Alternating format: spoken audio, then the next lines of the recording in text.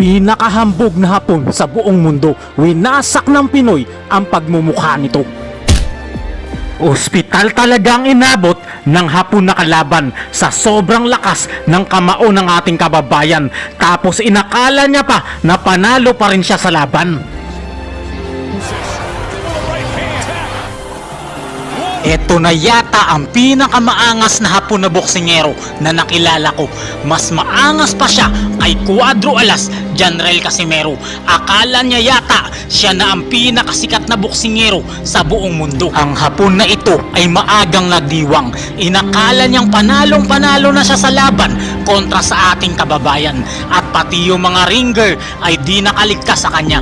Papansin siya ng papansin dito dahil sobrang lakas daw niya. Hindi kita sa camera pero isa-isa niyang niyakap ang mga ringer at talaga namang napakakapal na muka dahil diniklara na niyang panalo ang kanyang sarili kahit na 2 beses siyang pinabagsak at binugbog ng gusto ng Pilipinong boksingero.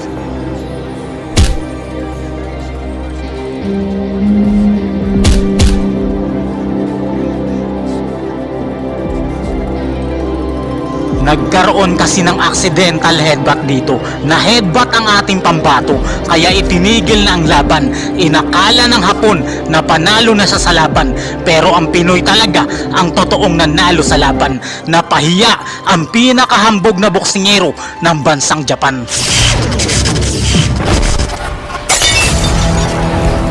Subscribe. Si Genesis Lasso Cervania ay ang pinagmamalaking boksingero ng Bacolod City, Negros Occidental. Lumalaban nito ngayon sa lightweight division. Sa kabilang banda, ang kanyang makakalaban na si Konosuke Tomiyama ay isang matangkad at ang pinakamaangas na Hapon na boksingero. Veterano ito na may 23 na panalo, 6 na talo, 8 sa pamamagitan ng KO. Napakatindi ng laban na ito mga kaibigan. Talagang bagsakan ng labanan at wasakan na muka ang dalawang magkalaban. Pero sa bandang huli, nagwagi pa rin ang ating kababayan. Hindi kasi nila alam na si Genesis Cervania ay marami ng pinagdaanan. Nahubog na ng panahon sa pakikipaglaban. From the Philippines, Genesis Cervania.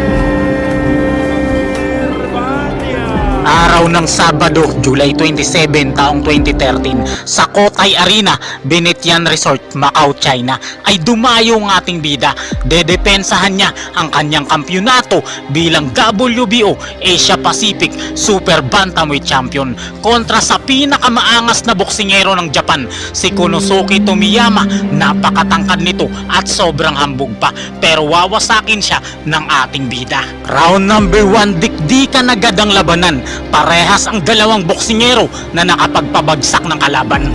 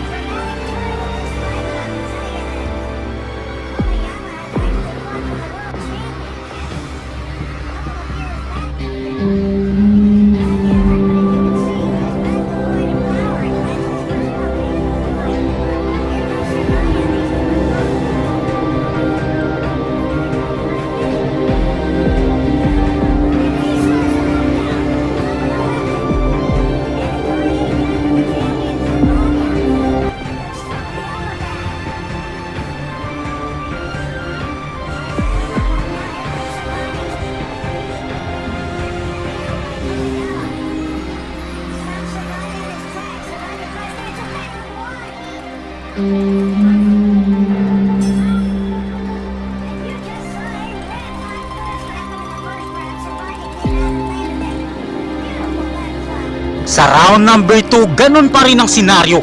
Todo hataw pa rin ang dalawang boksingero, pero mas nakakalamang na dito ang ating pambato.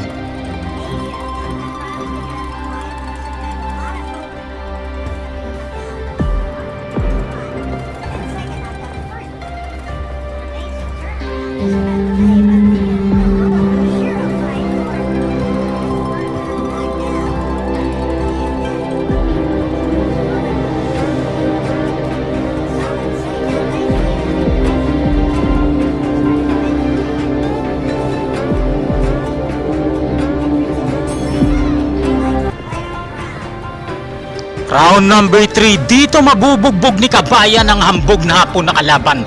Babagsak ang pinakamaangas na boksingero ng bansang Japan.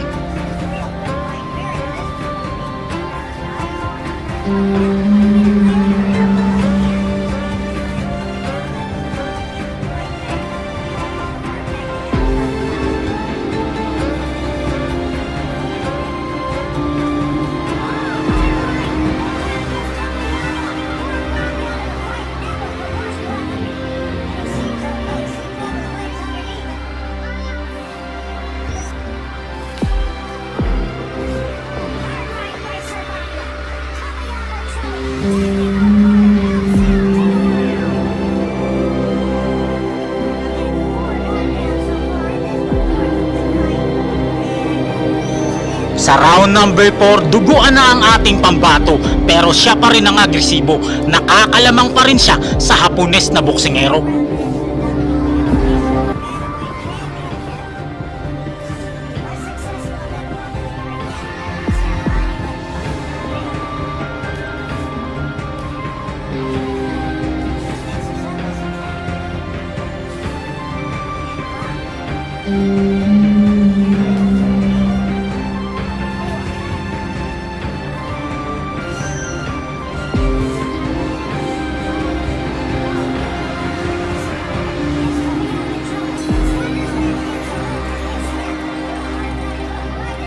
Round number 5, ramdam na ng Hapon ang lakas ni Kabayan, kaya unti-unti na siyang napapaatras sa laban.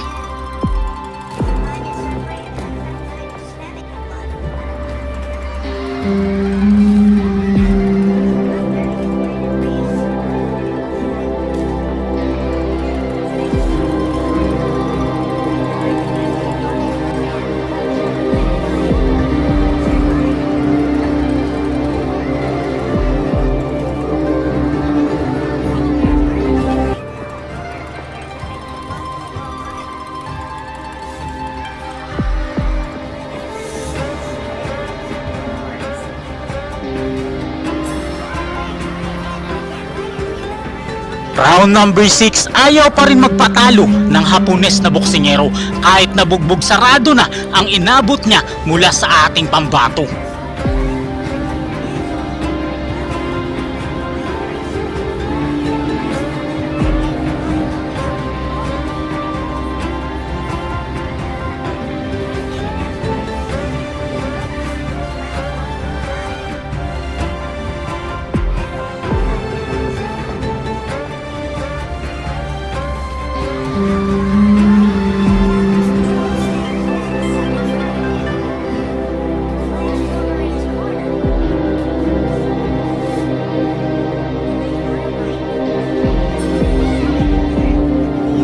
Sa round number 7, palitan ng suntok ang dalawang boksingero pero mas magaganda talaga ang patama ng ating pambato.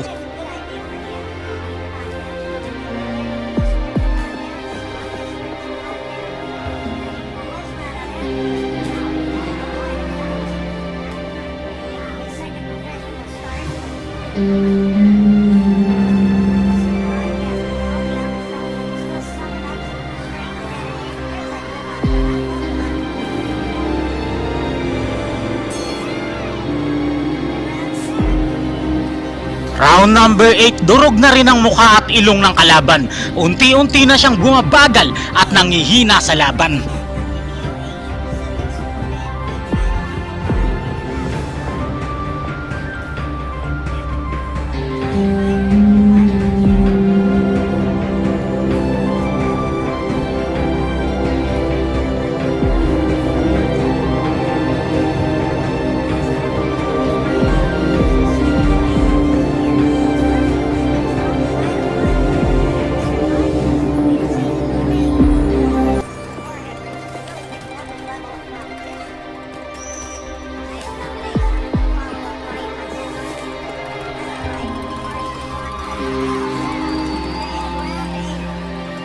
Sa round number 9, dito na magkakaroon ng accidental headbutt. Ititigil na ng doktor ang laban at magsi-self-proclaim ang Hapon na boksingero. Siya na daw ang nanalo sa laban na ito, pero idideklarang panalo ang ating pambato.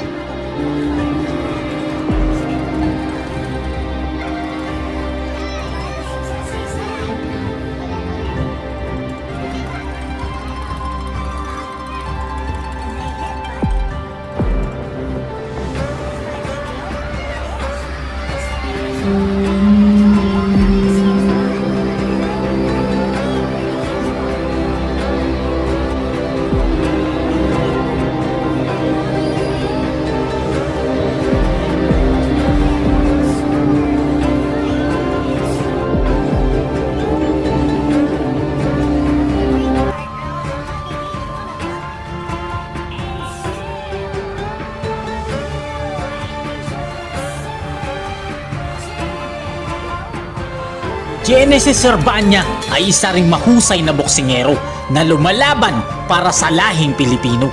Mahalin mo ang iyong kapwa katulad ng pagmamahal mo sa iyong sarili at mahalin mo ang Diyos ng higit sa iyong sarili. Amen.